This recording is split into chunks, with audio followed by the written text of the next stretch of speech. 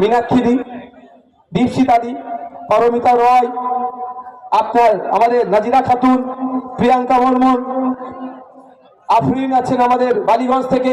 আমি মহিলা ব্রিগেডের কথা বলছি। এরা বিধানসভায় থাকলে যে কেউ মুখ্যমন্ত্রীর চেয়ারে বসে এটা বলতে পারা সাহস দেখাতে পারবে না যে রাত 8টার পরে মহিলারা কাজে না যায়। এরা বিধানসভায় থাকলে বলার সাহস পাবে না।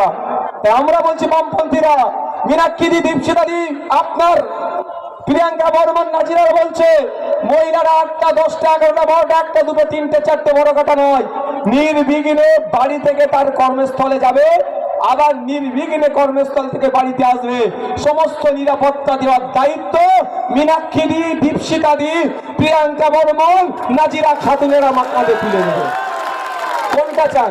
রাত 8টার পরে ঘরে ঢুকিয়ে দেবে না সে তার অধিকারকে বাস্তবায়ন করবে? কোনটা বলো? শুধু এই ধরনের অজস্র উদাহরণ আছে।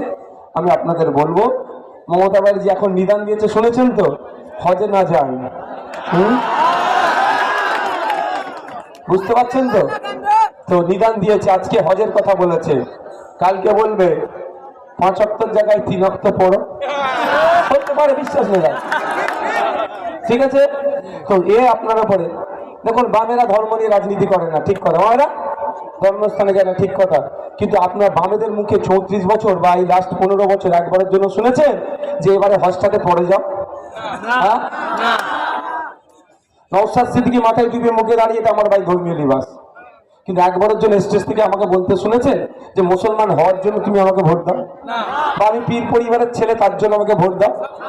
অনেকে বলে ধর্ম নিয়ে রাজনীতি করছে। যারা বলে আমি তাদেরকে বলছি ওরা চুনোপটি। একবার ডিবেট হোক, একদিকে মমতা ব্যানার্জি বসবে, একদিকে নওশাদ সিদ্দিকী বসবে। এটা আমি প্রমাণ করে দেবো যে মমতা ব্যানার্জি ধর্মকে সামনে রেখে ছাড়া রাজনীতির এক পা ফেলতে পারবে না, আর নওশাদ সিদ্দিকী শিক্ষা, স্বাস্থ্য, কর্মসংস্থানের বাইরে একটাও কথা বলে না। যদি আমি প্রমাণ না করতে পারি, আমি ওখান থেকে তৃণমূলের ঝান্ডা ধরে বেরিয়ে যাবো, তৃণমূল হয়ে যাবো।